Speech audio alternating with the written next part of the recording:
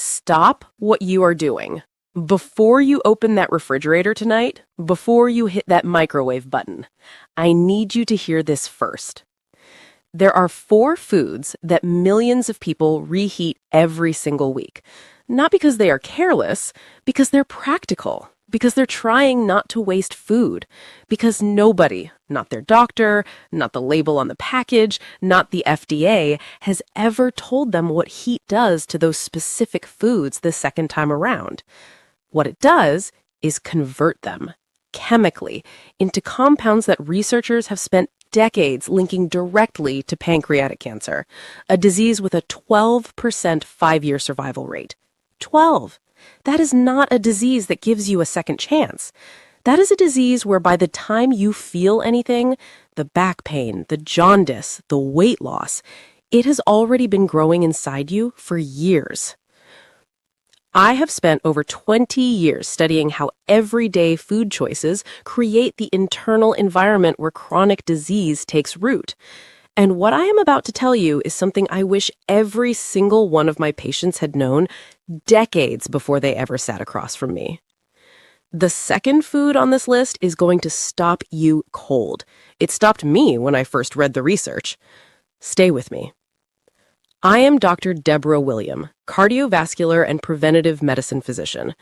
The information I'm sharing today is not new. It is sitting in peer-reviewed journals. It has been confirmed by the International Agency for Cancer.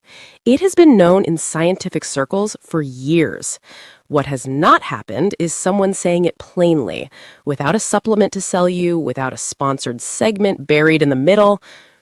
Here's the part that keeps me up at night. The food industry has known for a long time that certain reheating processes generate carcinogenic compounds in their products. They have not changed their labeling. They have not issued public warnings. They have continued selling these foods to families who are genuinely trying to eat well. That silence ends here. Before the 4 foods, you need to understand one thing about what reheating actually does. The first time food is cooked, heat produces small amounts of harmful compounds. Your body can handle them. Your liver processes them. Your immune system manages them. Reheating breaks that equation 3 ways simultaneously. The antioxidant buffers that partially neutralized those compounds during first cooking are already destroyed, gone before the second heat cycle begins. The same chemical reactions that produced small amounts of carcinogens the first time run again, but now without those buffers, so the output is higher. And during the hours the food sat cooling between cooking and reheating, bacterial and enzymatic activity inside the food was already converting certain compounds, particularly nitrates in vegetables, into more reactive forms. When heat hits those intermediates, they don't stay intermediate, they become carcinogens. The compounds we are most concerned about are N-nitroso compounds, nitrosamines, and heterocyclic amines. The IARC classifies both as probable human carcinogens. The pancreas is specifically named in that research literature. Now, the 4 foods. Food 1. Processed meat, sausage, bacon, hot dogs, deli ham, anything cured, smoked, or preserved with nitrates and nitrites. Most people who know processed meat carries risk think the problem is saturated fat or sodium. That is not the issue here.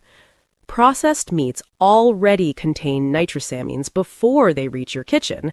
The nitrite preservatives react with proteins during the manufacturing process, during curing and smoking, producing documented carcinogenic compounds before the package ever hits the shelf. You are not starting with a clean food. You are starting with a food that arrived already compromised. When you reheat it, you apply heat to a system already loaded with nitrosamine precursors. Heat accelerates nitrosamine formation. Higher temperature, faster reaction, higher final concentration. Microwaving processed meat produces a meaningfully higher nitrosamine load than the original food contained.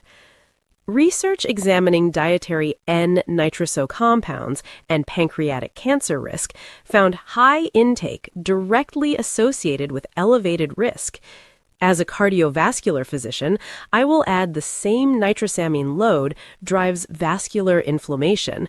This is not just a cancer risk, it is a whole body systemic risk.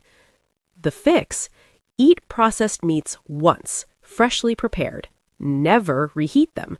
That single change removes a recurring and compounding source of dietary nitrosamines from your weekly exposure. Food 2. Spinach and nitrate-rich greens. Pause here, because this one is different. This is not the food that careless people eat. This is the food that health-conscious people eat on purpose. The people who read labels, who meal prep, who are actively trying to protect themselves. And I need to tell you what happens when they reheat it. Fresh spinach contains naturally occurring nitrates. In fresh spinach, those nitrates are harmless, actually beneficial for blood pressure. As a cardiovascular physician, I have recommended spinach to patients for years.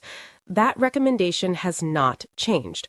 What has changed is my conversation about what happens after it is cooked.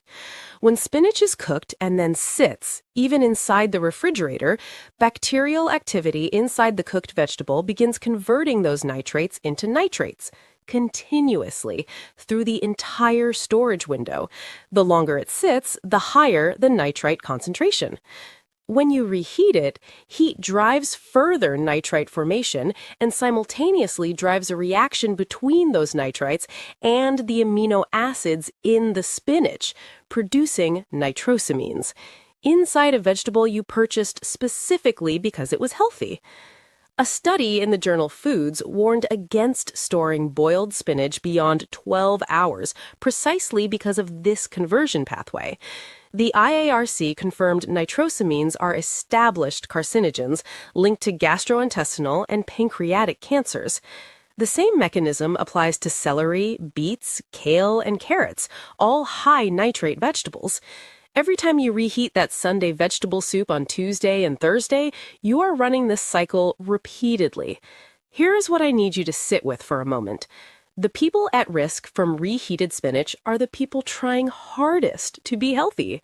They are not eating fast food. They are batch cooking vegetables. They are doing everything they were told to do. And nobody told them this part. The fix: cook leafy greens fresh in the quantity you eat at that meal. Leftover cooked spinach, eat it cold the next day. Cold does not drive the nitrosamine reaction. Heat does. That is the entire intervention. It costs nothing. If that spinach information just made you rethink what you cooked this week, tap subscribe right now. One video a week, no supplements, no sponsorships, just research in plain language. Now the next two foods. Stay with me. Food 3. Cooking oils and reheated fried food. Most people sense that reusing cooking oil is not ideal. What almost nobody understands is what not ideal means at the molecular level. This is not a cholesterol conversation. This is a DNA conversation. When polyunsaturated oil, sunflower, corn, soybean, canola, reaches cooking temperature, lipid peroxidation begins. The fatty acids react with oxygen and heat, producing aldehydes, specifically acrolein and 4-hydroxynonenal, polycyclic aromatic hydrocarbons, and acrylamide. These compounds are genotoxic, meaning they cause direct structural damage to DNA, not through a long chain of downstream events. Direct, documented damage. When you reheat food cooked in oil, yesterday's fried chicken, leftover fries, the oxidation picks up where it left off. The smoke point of the oil lowers with each heating cycle, meaning it hits its toxic breakdown threshold faster every single time. Aldehyde and PAH concentrations increase with each reheat. The IARC classifies acrylamide and polycyclic aromatic hydrocarbons as probable human carcinogens. And here is the specific microwave detail most people never hear.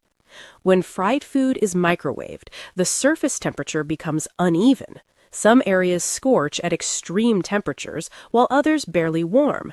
The scorched areas, often invisible to the eye, produce the highest concentrations of all three compound classes simultaneously.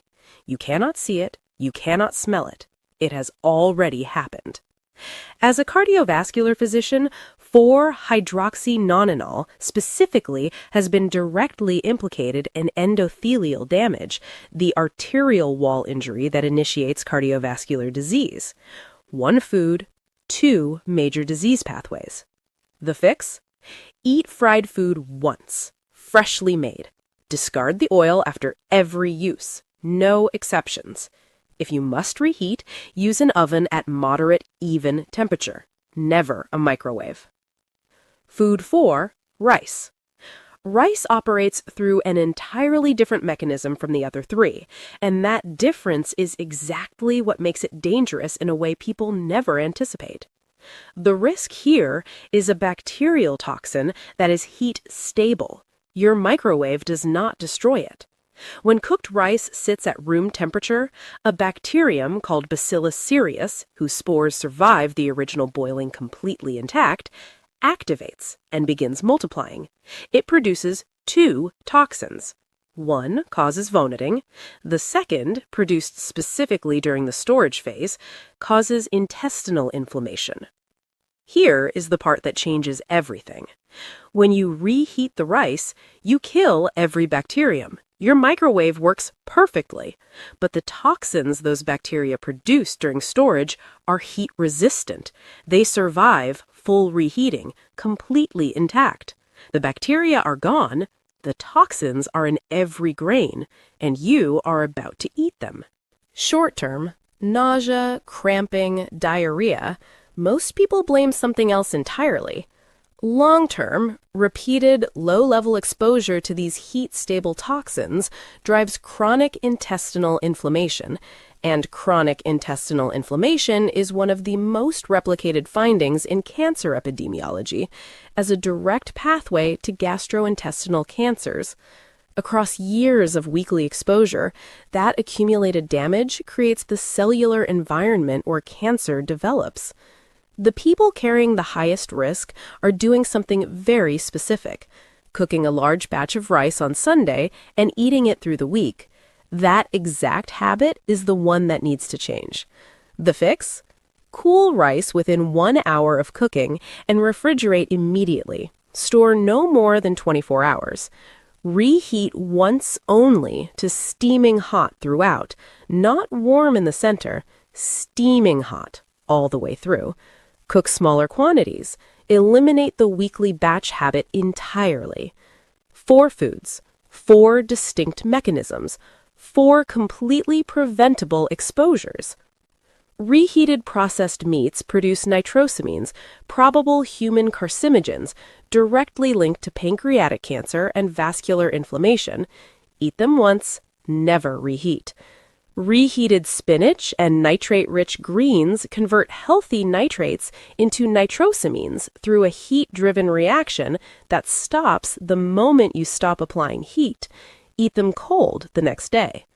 Reheated cooking oils and fried foods generate genotoxic aldehydes, PAHs, and acrylamide that directly damage DNA, compounding with every additional heat cycle.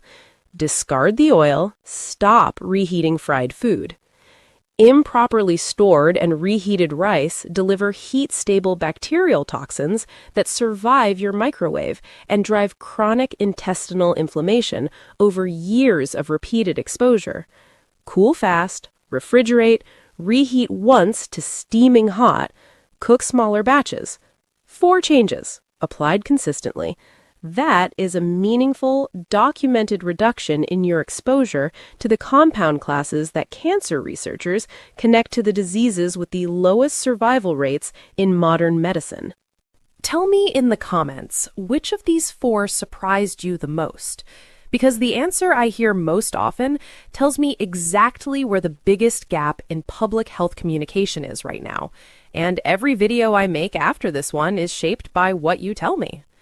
And if this changed something for you today, share it with one person. Not for this channel, for the person in your life who reheats their leftover sausage every single morning and has never once thought about what they are eating alongside it. That share might be the most useful thing you do for their health today. Subscribe. I am Dr. Deborah William. No products, no fluff, just the science your kitchen never came with. Everything shared in this video is based on published biochemistry, food science research, and the documented findings of international cancer research organizations, including the IARC. This content is strictly educational and does not constitute personal medical advice. Cancer and cardiovascular risk are complex, individual, and influenced by many factors I cannot know about you. If you have concerns about your diet, cancer risk, or cardiovascular health, please consult your own physician who knows your full medical history.